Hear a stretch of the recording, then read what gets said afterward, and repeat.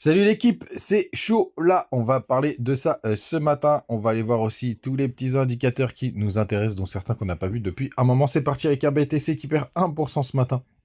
On est sous les 59 000 dollars, rien n'a changé depuis hier, il faut qu'on tienne les 58 800 et c'est pour ça que c'est chaud. On ira voir où est-ce qu'on en est, on a Missile Sol, lui qui perd 3,5%. On a TRX qui est dans le vert, il prend un petit 0,7%, le reste de la map est assez rouge ce matin, même s'il n'y a pas de gros dévissage. On a NIR qui perd 3%, Cass lui il est dans le vert 1,6%, XMR il prend 3,2% et en bas du top 50 on a Render qui perd 7,5%, TAO 6,1%, on est à 279 dollars et c'est Atom qui ferme le top 50 avec 1% de perte. Du côté du monthly du BTC les gars, on est le 30 aujourd'hui, il reste la petite journée du 31 demain, mais je voulais quand même vous en parler rapidement. Pour le coup, il faudrait idéalement qu'on aille récupérer les 60 500 dollars. Pourquoi? Bah, tout simplement, vous voyez, c'est pour essayer de clôturer au-dessus de ces bas de bougie. Ce serait l'idéal. On n'en est pas très loin, mais c'est assez complexe pour le moment. Du côté du daily du BTC, hier, on a fait une grande mèche. On s'est fait rejeter une nouvelle fois. Regardez cette grosse zone de résistance par la Tenkan qui est juste là, plus cette grosse zone de travail aux alentours des 61 000 dollars.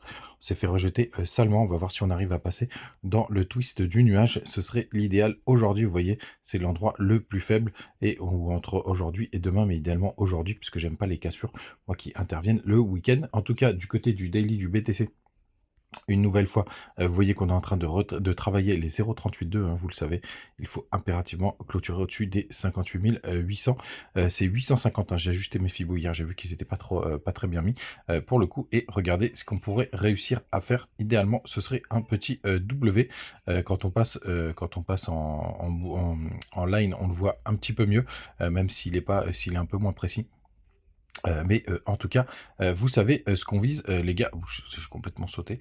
Pour le coup, hop, hop là, on se remet en bougie. Ce serait bien de faire un petit W ici pour pouvoir repartir, pour pouvoir rebondir du côté des autres indicateurs. Ce qui est intéressant de noter, c'est que du côté des ETF, on a eu 3 jours de sortie, mais ça commence à décélérer. Tout simplement, je passe un peu du coq à l'âne, mais sachez que du côté de l'ETF Ether, c'est vraiment très très stable, hein. Ça bouge pas beaucoup. Là, hier, il y a 672 Ether qui sont sortis, mais ça pour le coup, c'est pas énorme. Je reviens sur mon petit BTC avec tout simplement les fundings et on voit qu'on est toujours en dessous des 0,01. Donc ça, c'est plutôt une bonne nouvelle, même si quand même c'est mou du genou, hein, et on a 120 millions de liquidation depuis hier. Le crypto Fear and Greed, il est passé à 34. On est toujours dans la peur. Vivement la rentrée, mais pas vivement septembre pour le coup, puisque vous le savez, on en a déjà parlé, mais c'est un mois qui est pas des plus folichons, hein. Alors après, quand on rentre dans le détail, ce que je voulais vous montrer quand même, c'est que les deux fois où on a eu un septembre dans le vert, on avait eu une correction sur le mois précédent. Pour le coup, vous voyez, on a fait plus 6, on avait fait moins 7 en août 2016.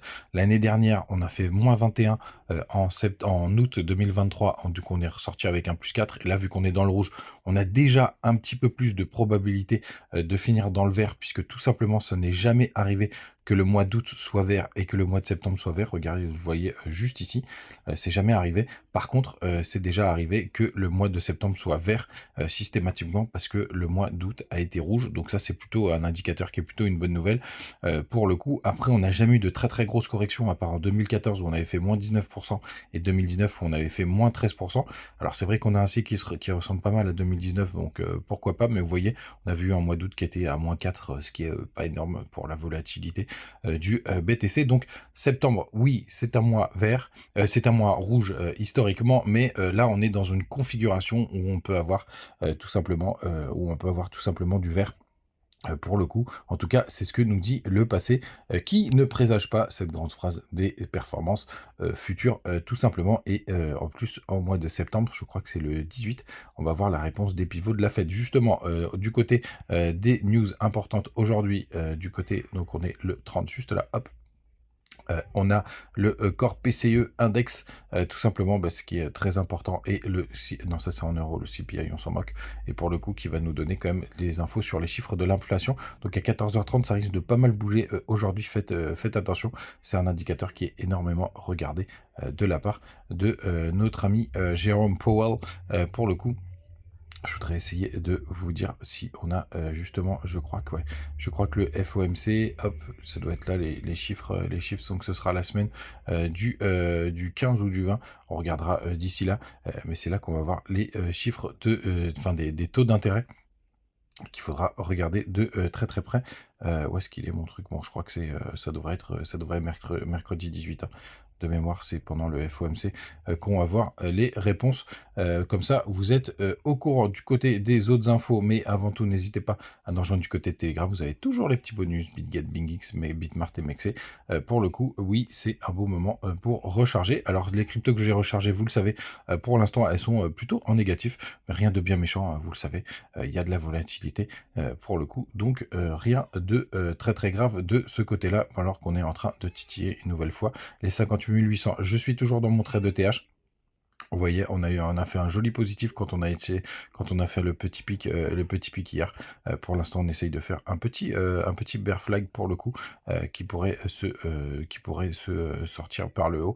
L'avenir nous le dira. Attention, comme je vous l'ai dit, gros mouvement cet après-midi à 14h30 avec le corps PCE. Les gars, vous savez tout. Passez une très très bonne journée. On se retrouve demain, où on fera un petit point justement on prendra un peu plus de recul. Je pense qu'on ira regarder toutes les bougies monthly pour voir où est-ce qu'on en est. Tout simplement, à demain, ciao.